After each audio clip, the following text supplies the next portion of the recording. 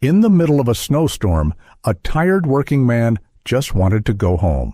No hero, no badge, no one waiting for him to save anyone. Beside him walked an old German shepherd, slower now, quieter than before. Then, in the forest, the dog stopped and refused to move. Buried in the snow were two women the cold was meant to erase. He could have walked away. No one would have blamed him. No one would have known. But sometimes faith doesn't arrive as a miracle from the sky.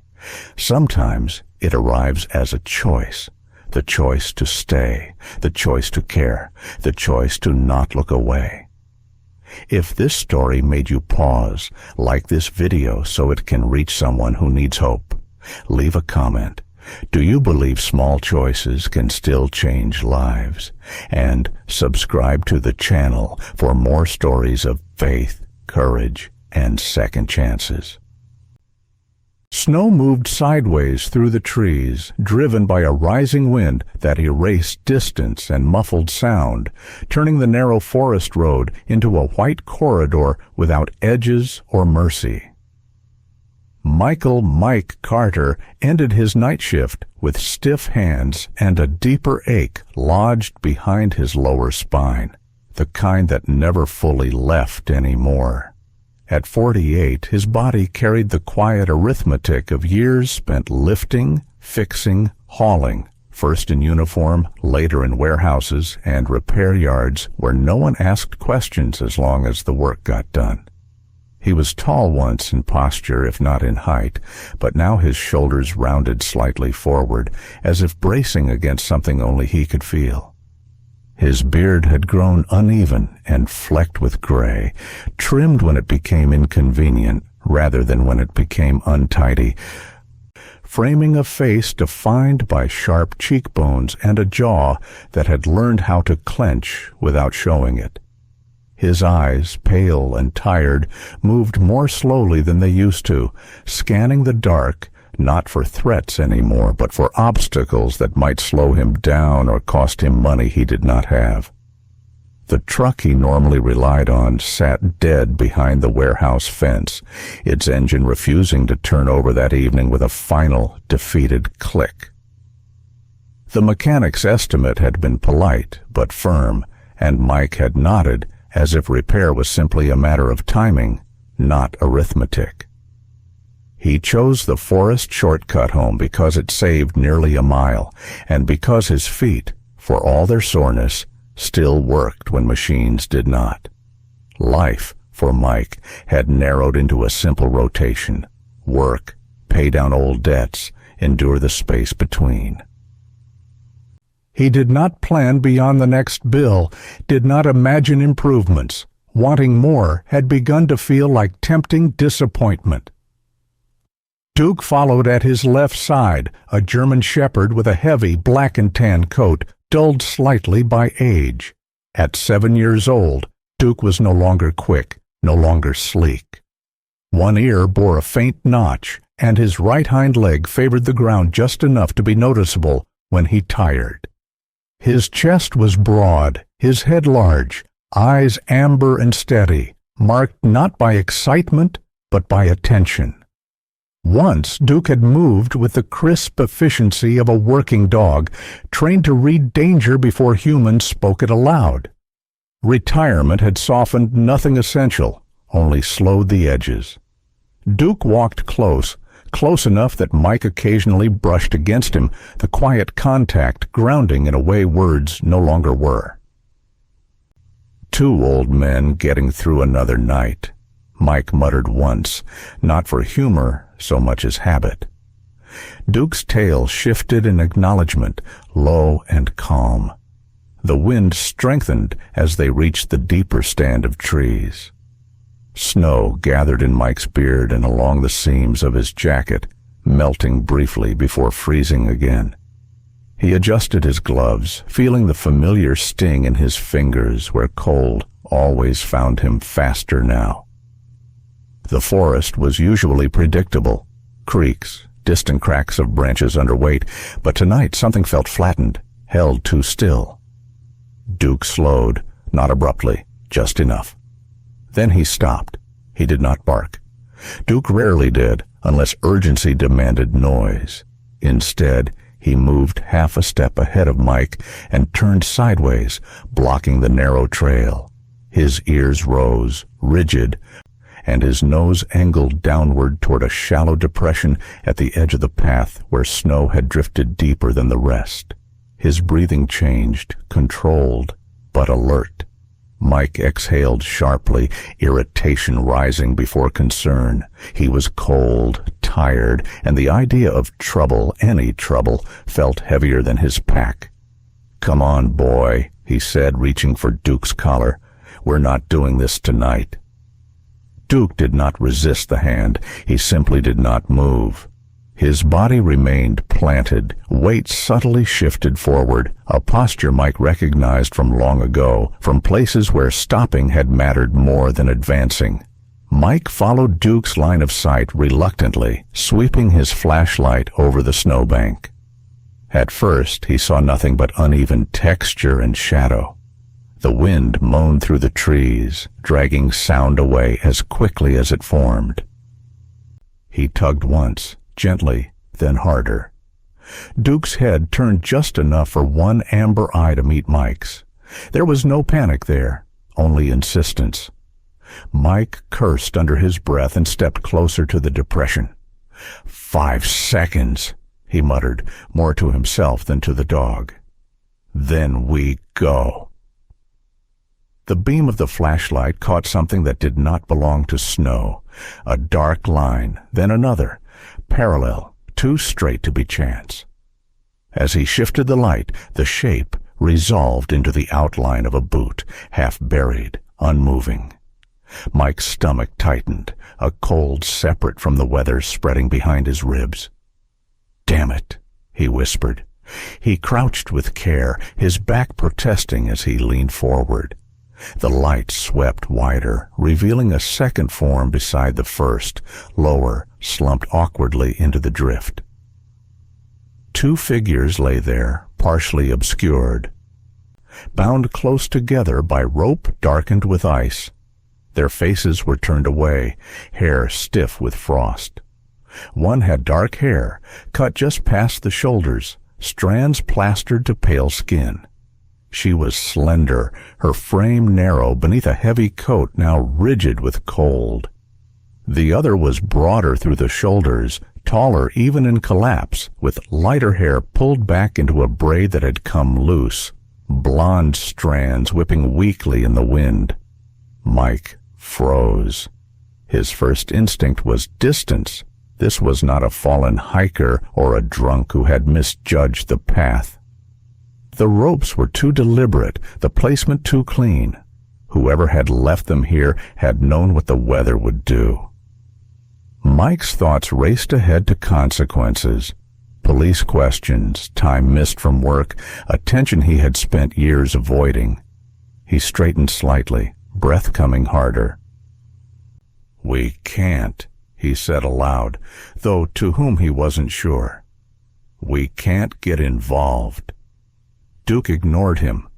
The dog stepped forward carefully and lay down beside the 2 women, pressing his body against them to block the wind. He lowered his head near the dark-haired woman's shoulder, breath slow and warm, as if anchoring her to the ground. His tail stilled. Mike's chest tightened. He had learned long ago how to compartmentalize, to see bodies as tasks, situations as problems with solutions or exits. But this was not overseas. These were not men in uniforms. These were 2 women left to disappear quietly. He knelt again, gloved hands shaking now from more than cold, and leaned close enough to hear. At first there was nothing. Then, beneath the wind, a sound so faint it could have been imagined. A shallow, uneven breath. Mike closed his eyes briefly. He felt the familiar argument rise inside him, the one that had followed him home from war years earlier. Walk away and you survive. Stay and you pay. Responsibility always demanded more than it gave back. He had chosen distance because distance had felt safer. Behind him, the forest pressed close, indifferent. In front of him, Duke remained still, a living barrier between the women and the storm, as if the decision had already been made. Mike exhaled slowly, a long breath that seemed to empty something old from his chest. "All right," he said at last, voice rough. "All right." He reached out and touched Duke's shoulder, steady and warm beneath thick fur. "We'll look. Just look." He turned the flashlight back on the women, scanning for signs of life, calculating what little he could do with what he had. He did not think about tomorrow or explanations or how thin his margin already was. He thought only of the sound he had heard, the one that proved they were not gone yet. In the deepening snow, with the wind closing in and the night pressing hard against his back, Michael Carter made the smallest choice he still believed in, not to leave someone behind. Mike moved on instinct more than confidence, the way he used to when thinking too long meant freezing in place. The wind cut harder as he slid down into the shallow ravine, snow packing into his boots, his lower back flaring with pain when he bent to reach the ropes. The women lay close together, wrists bound with synthetic cord that had gone stiff and white with ice. There was no blood, no torn fabric that suggested a struggle, only the careful absence of chaos. Someone had counted on the cold to finish what restraint had begun. Mike's hands trembled as he worked, clumsy with gloves on, clumsier when he pulled them off and let numb fingers find purchase. Duke lowered himself alongside the women without being told, pressing his broad flank against their shoulders to block the wind, his breath steady and warm. His posture calm in a way that steadied Mike, despite the fear climbing his throat. Mike cut the cord with a small utility blade he carried for work, speaking the whole time in a low, hoarse murmur. Nonsense phrases, apologies, reassurances, anything to keep himself anchored and to remind the women, if they could hear him, that someone was there. When he freed their wrists, he checked their faces up close. The dark-haired woman was slight, her cheekbones sharp beneath frost-paled skin, lashes clumped white. Her breathing came shallow but regular, chest rising just enough to prove she was still fighting. The blonde was taller and broader through the shoulders, her face set even in near unconsciousness, with a stubborn tension that suggested endurance built over years. A faint bruise shadowed her temple, old enough to have set, not bleeding. Another sign this had been planned rather than rushed. Mike shrugged out of his jacket despite the bite of the wind and draped it over them, then dragged a torn tarp from his pack, something he used to cover parts at work, and wrapped it around their legs to cut the gusts. He tried to lift them and failed, his back seizing as pain flared hot and bright. He swore once, softly, then changed tactics, sliding the women onto the tarp and pulling them inch by inch up toward the trail, while Duke braced the load with his shoulder. It took longer than it should have, and Mike felt the minutes like weights on his chest, but eventually he had them clear of the ravine and pointed toward the squat shape of the garage beside his rental, its corrugated door already half buried in drifting snow. The walk home blurred into a narrow tunnel of breath and effort. Mike focused on small things. The crunch of Duke's paws, the scrape of tarp over packed snow, the fact that the dark-haired woman's breath fogged faintly when the wind shifted. When the garage door finally rattled open, relief hit him so hard his knees wobbled. The space was cramped and ugly, a concrete box that smelled of oil and damp wood, lit by a single bare bulb. Mike apologized out loud as he maneuvered the women inside, embarrassed by the clutter, the patched walls, the old barrel stove scarred with rust. "I know," he said, breathless, to no one in particular. "I know it's not much."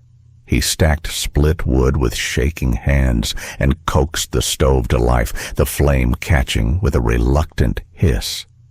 As warmth began to push back the cold, he stripped away frozen layers carefully, replacing them with dry shop blankets, rubbing circulation back into stiff hands and feet with slow, deliberate pressure, the way he remembered from training manuals long ago. Duke paced once, then settled himself squarely between the door and the women, facing outward, ears angled, body still. He did not lie down to rest. He lay down to guard, hours stretched without ceremony. Mike stayed awake, seated on a milk crate, counting breaths, checking skin color, adjusting blankets. When the dark-haired woman stirred, he leaned close. Her eyes fluttered open, brown, sharp even through fatigue, and she tried to sit before dizziness forced her back. "Easy," Mike said, keeping his voice steady. "You're safe. Don't move yet." She nodded faintly, swallowing, attention cataloging the room in quick, practiced glances. Up close, she looked to be in her early 30s, lean rather than fragile, with hair cut for practicality and a jaw set by habit more than defiance. When she spoke, her voice was rough but controlled. "Rachel," she said, as if the name were a credential. "Thank you." The blonde came around later, waking with a quiet groan and a reflexive attempt to rise that Mike gently stopped. She was taller, her build solid without bulk, skin fair and weathered, hair a pale gold now loose from its braid. Her blue eyes assessed him without fear, only exhaustion and resolve. "Sarah," she said, then closed her eyes again, conserving energy. Mike nodded, relief threading through him. Names made things real. He fetched water, warmed it, and held a cup to Rachel's lips, while Duke shifted closer, offering heat without crowding. Outside, the storm leaned hard against the walls, but inside the garage became a small island of breath and light. Mike did not ask questions. He did not need answers to do what was in front of him. Near dawn, when the wind eased enough to let silence seep back in, he realized Duke had not slept at all. The dog's eyes never left the door, vigilance unbroken. Mike reached out and rested a hand against Duke's shoulder, grounding himself in the solid presence there. "We'll get through the night," he said, not as a promise of heroics, but as a statement of intent. And they did. Morning did not arrive so much as it seeped in, a thin gray light leaking through the high garage window and settling over the concrete floor. The storm had eased into a steady hush, snow falling without urgency now, as if the night had spent itself. Mike woke in stages, stiffness first, then awareness. He had slept sitting upright against the workbench, boots still on, one arm draped loosely over Duke's back. The dog lifted his head the moment Mike shifted, amber eyes clear and working, posture calm but ready. Duke's coat was dusted with soot from the stove and faintly damp where melted snow had dried. His age showed in the careful way he unfolded himself, favoring the right hind leg before placing full weight on it. Rachel was awake, sitting propped against a stack of tires, a blanket around her shoulders. In daylight she looked sharper, her features lean and angular, skin still pale but warming. Dark hair pulled back with a strip torn from an old shirt. Her eyes moved constantly, tracking small details. The latch on the door, the pattern of footprints visible through the crack at the base, the way Duke's ears angled whenever a sound changed. She was in her early 30s, Mike guessed, with the compact build of someone used to long hours outdoors rather than gym strength. When she spoke, her voice was quiet and deliberate. "Your dog hasn't slept," she said, not accusing, just noting. "He does that," Mike replied, when he thinks it matters. Sarah lay on the cot near the stove, her arm immobilized with a makeshift sling Mike had fashioned from a scarf and duct tape. She was taller than Rachel by several inches, broader through the shoulders, with a body shaped by work that asked for leverage and endurance. Her hair, a pale blonde, had been braided tightly at the crown, practical and stubborn, though loose strands framed a face marked by weather rather than softness. A faint line cut through one eyebrow, old and healed. Her skin was fair and freckled, reddened now where circulation returned. She winced when she shifted, but did not complain. Jaw set in a way that suggested pain was something to be managed, not discussed. When she caught Mike looking, she gave a brief nod of acknowledgement, respect offered without ceremony. They did not tell their story all at once. It came in fragments, offered sparingly, as if words themselves were a resource to be conserved. Rachel spoke first, choosing facts over emotion. She explained she worked in environmental data analysis, monitoring satellite feeds and field reports for protected land. Patterns had begun to appear, gaps where none should exist, irregular movements masked by seasonal storms. When she flagged them, her report stalled. Files vanished, access was revoked and then quietly restored as if daring her to insist. Sarah filled in what Rachel left unsaid. As a ranger, she had found physical signs that matched the data. Fresh cuts hidden beneath snow, tracks erased too cleanly to be natural, equipment noise that only happened at night. She had pushed to escalate. The response had been polite delays and reassurances that never turned into action. "We thought if we documented enough, someone would have to listen," Sarah said. Her voice was steady, but there was a tightness under it, the residue of disappointment that had hardened into resolve. Instead, someone started listening to us. Mike absorbed the information without comment. He had learned long ago that outrage did not help you think. "I can't fix that," he said finally. "I'm not the guy you want. I'm just trying to keep my head down." He meant it. His life had been rebuilt on the idea that staying unnoticed was a form of safety. He did not offer promises he could not keep. Rachel nodded. "We're not asking you to fight anyone." Her gaze flicked briefly to the door, then back to Mike. "We just need to make sure what we found doesn't disappear again." Duke rose and crossed the short distance to Sarah's cot, placing his head gently against her hand when she shivered despite the heat. The contact was deliberate, pressure calibrated, a quiet transfer of warmth and reassurance. Sarah's fingers curled into the fur without thinking. She exhaled, shoulders easing a fraction. "He's trained," she said softly. "He remembers," Mike corrected. By mid-morning, the light outside sharpened. Mike stepped out to check the perimeter, Duke at his heel. Fresh snow had smoothed the ground, but not enough to erase everything. Near the back corner of the garage, where the wind had scoured the surface thinner, a set of boot prints cut across the yard. They were recent, edges crisp, spacing measured, not a wanderer, not a neighbor. Mike crouched, heart slowing rather than racing. There were no wires, no devices, nothing that shouted danger. Just presence. Someone had come close enough to look and had chosen not to announce it. Inside, Rachel watched his face as he returned. "We're being checked," she said, reading the answer without being told. "Yeah," Mike replied, "but not today." He did not reach for a weapon. He did not make plans to confront anyone. He did something smaller, and for him, harder. He pulled out an old laptop from a shelf, its casing scarred, the hinge loose.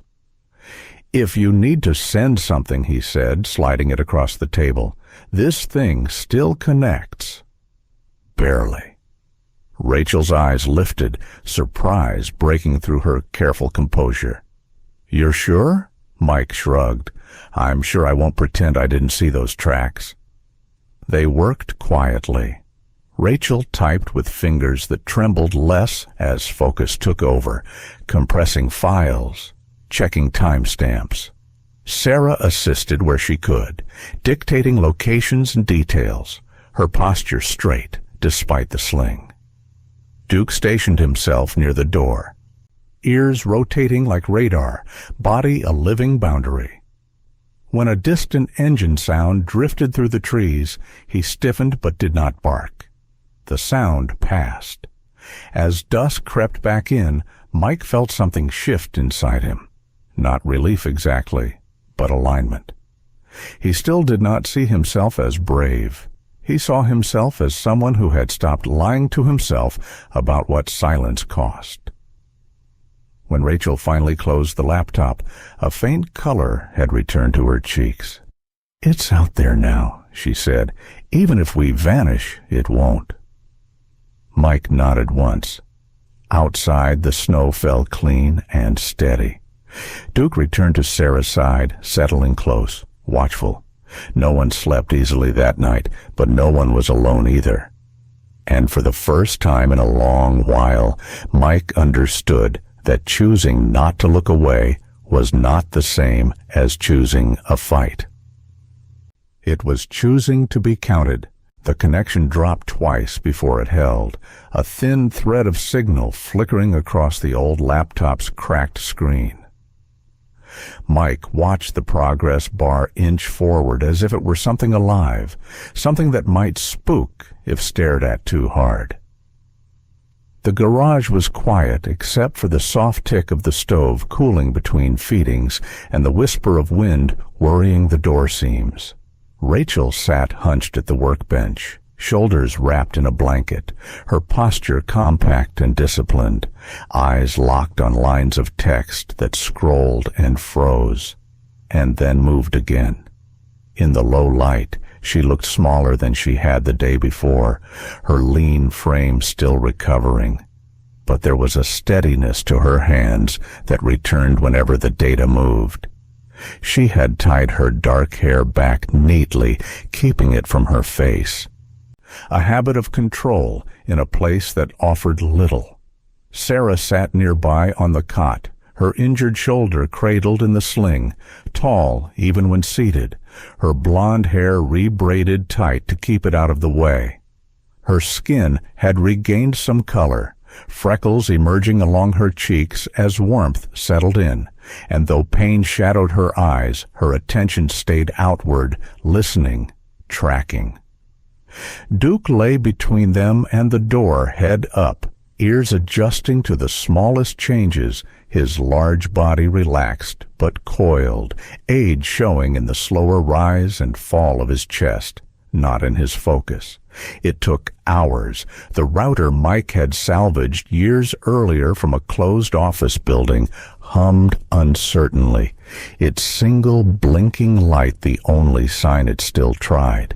The Wi-Fi dropped whenever the wind gusted hard enough to rattle the lines, and Rachel had to resend packets again and again, compressing, verifying, checking timestamps with a patience born of long frustration. Mike hovered without hovering, refilling the stove, checking the latch, pacing when the urge to do something louder pressed at him. He did not offer advice. He had learned when silence helped more than talk. "It's moving," Rachel said once, barely above a whisper, relief threading through her voice. "Slow, but it's moving." Mike nodded, hands shoved into his jacket pockets, feeling the familiar tug between wanting to protect and knowing he could not control what came next. He knew he was putting himself into trouble. He also knew he would sleep worse if he didn't. Outside, the forest shifted from gray to charcoal as evening crept back. Snow fell cleanly now, softening edges, disguising tracks. Duke's head lifted before any sound reached human ears. His breathing slowed, nostrils flaring, tail stiffening just enough to signal change. Mike followed the dog's gaze to the thin window above the bench. A distant engine note bled through the trees, low and intermittent, not close enough to name, close enough to matter. Then light, brief, pale, slid across the far trunks, headlights sweeping the forest without committing to a direction. Sarah's jaw tightened. Rachel's fingers stilled on the keys. Mike did not reach for anything. He moved to the door and turned the deadbolt, metal clicking softly into place. He shut down the laptop screen to a dim glow, killed the overhead bulb, and let the stove's embers be the only light. "Stay back," he murmured, not commanding, just steady. He knelt beside Duke and rested his forehead briefly against the dog's broad skull, the familiar warmth and smell grounding him. "It's okay," he whispered, more to himself than to the animal. "I'm here." Duke did not look at him. He looked at the door, muscles set, a low vibration rolling through his chest. No bark, no challenge, just a warning kept close. The engine sound grew, then faded, then grew again, as if whoever drove it were circling, testing distance. Headlights cut once more across the trees, brighter this time, catching the snow like thrown dust. The beam lingered at the edge of the yard, then moved on. Mike counted breaths, counted heartbeats. The way he had learned to do when waiting was the only option that didn't make things worse. He thought of the boot prints from that morning, of how measured they had been. This wasn't a raid, it was a check, a reminder. People who counted on silence preferred not to make noise when witnesses existed.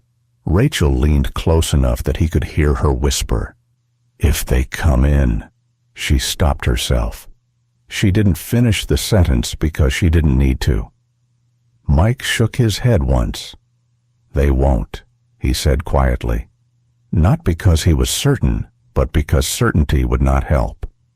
Not tonight. Sarah watched the door, shoulders squared despite the sling, a woman used to holding ground by being present rather than loud. She did not argue.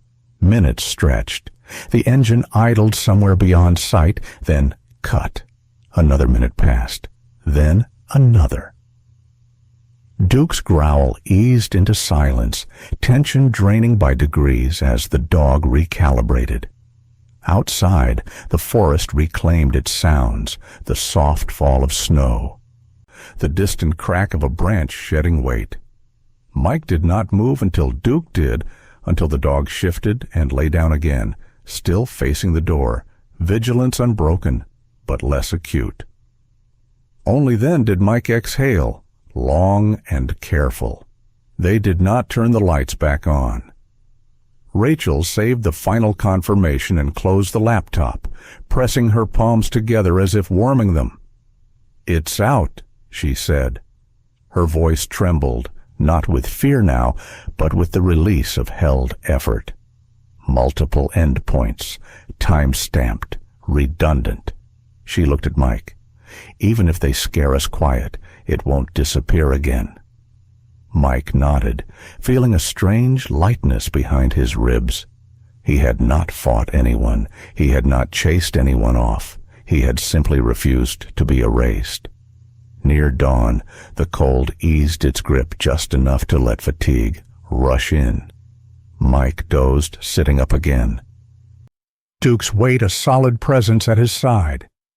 When he woke to pale light, the yard was empty, smooth snow hiding whatever had passed through. There were no new tracks close to the door. Sarah shifted on the cot, wincing, then offered a small, wry smile. "Guess we scared them," she said. Mike shook his head. "No," he replied. "We just made it inconvenient." Rachel wrapped her blanket tighter and nodded. Courage, he realized, had not looked like combat at all. It had looked like patience and staying put and letting proof travel where people could not. The days that followed did not announce themselves with sirens or headlines. They arrived quietly, one after another, like snow settling after a storm has decided it has taken enough. The first sign that something had changed came in the form of unfamiliar vehicles easing down the road beyond Mike's yard, unmarked, clean, purposeful. They did not rush. They parked where they could be seen, and then waited, as if visibility itself were the message. Duke noticed before anyone else, lifting his head from the patch of winter sun where he lay and tracking the movement with a calm that came from long habit. His coat looked lighter in daylight, black softened by brown along his legs and chest, muzzle silvering now with age. At 8 years old, he rose more slowly than he once had, but he rose all the same, stretching each limb with care before standing beside Mike without being called. 2 men and a woman approached the garage. They wore plain winter jackets and boots chosen for traction rather than appearance. The woman walked slightly ahead, compact and athletic, her dark hair pulled into a tight bun beneath a knit cap, eyes sharp with the practiced patience of someone used to watching people watch her. One of the men was taller, broad through the chest, his beard trimmed short and graying at the edges, face lined not by age so much as by years spent outdoors. The other was younger, lean, with a clipboard tucked under his arm, and a way of holding himself that suggested he was still learning how to be invisible. They introduced themselves without flourish, names given, and then set aside, explaining they were there to follow up on records flagged for review. They did not ask Mike to sit down. They did not raise their voices. They asked for the laptop. Rachel handed it over herself, shoulders squared, despite lingering weakness. In the daylight she looked stronger. Color returned to her skin, hair neatly tied back, movements precise. Her eyes met the woman's and held, 2 professionals recognizing each other without ceremony.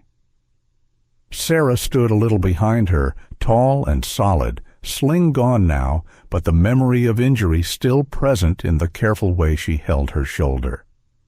Her blonde hair was braided tight again, freckles bright against fair skin, posture steady. She did not speak unless spoken to, but when she did, her voice carried weight. The tone of someone accustomed to being believed even when evidence took time to catch up. The review took hours. Files were compared, timestamps verified, routes cross-checked against field reports and satellite images. The younger man made notes without comment. The bearded man asked clarifying questions, respectful, direct. When something matched, the woman nodded once and moved on. No one accused, no one threatened. By the time the sun dipped low enough to stretch shadows across the yard, the shape of things had shifted from uncertainty into record. Orders followed quietly, search warrants executed without spectacle, vehicles held at checkpoints, names called into rooms where answers were expected and finally required. The data Rachel had protected fit too cleanly to be ignored. Sarah and Rachel were cleared formally 2 days later. The word misconduct was removed from their files and replaced with something closer to truth. Sarah received a brief apology that did not try to justify itself, and she accepted it without satisfaction, only relief. Rachel's supervisor called her in, voice tight, eyes avoiding hers as reinstatement papers slid across the desk. She signed, hand steady. Neither of them celebrated. Vindication, it turned out, was quieter than anger. Mike was not mentioned in any report. His name did not appear on a screen or in a press release. No one knocked on his door with a camera. Instead, a man from the local repair yard came by one afternoon, hat in hand, shoulders hunched against the cold.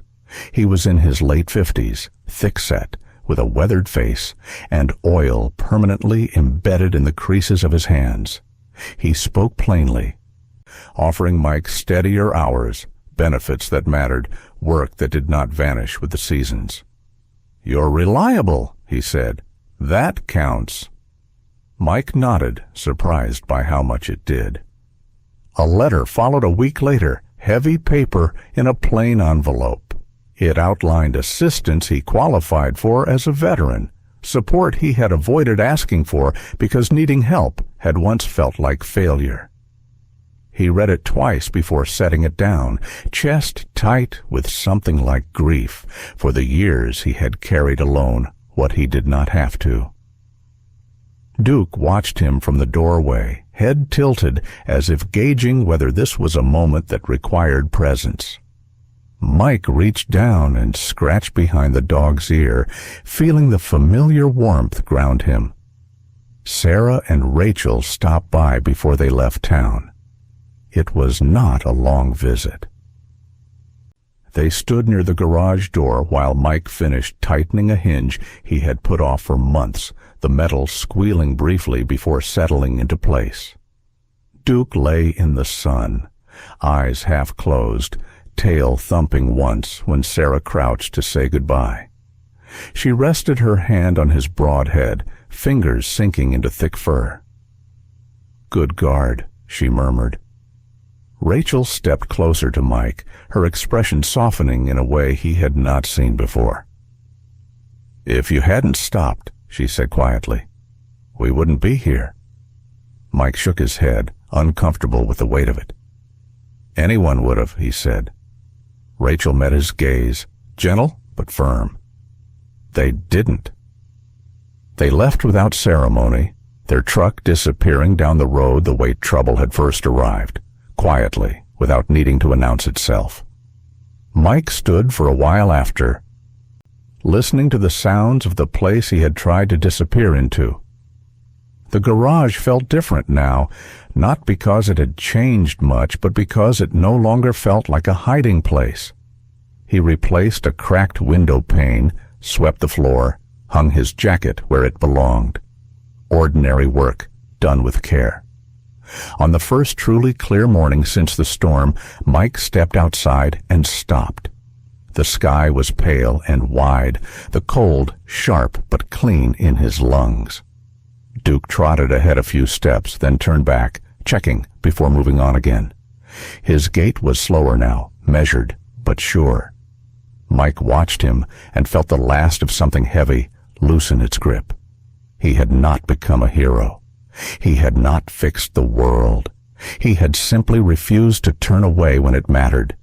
In that refusal, he found what he had been missing, not redemption, but balance. The dawn did not ask him to run or to prove anything. It only asked him to stand where he was and stay. At the end of this story, one truth remains. Miracles don't always come as thunder from the sky or voices from heaven.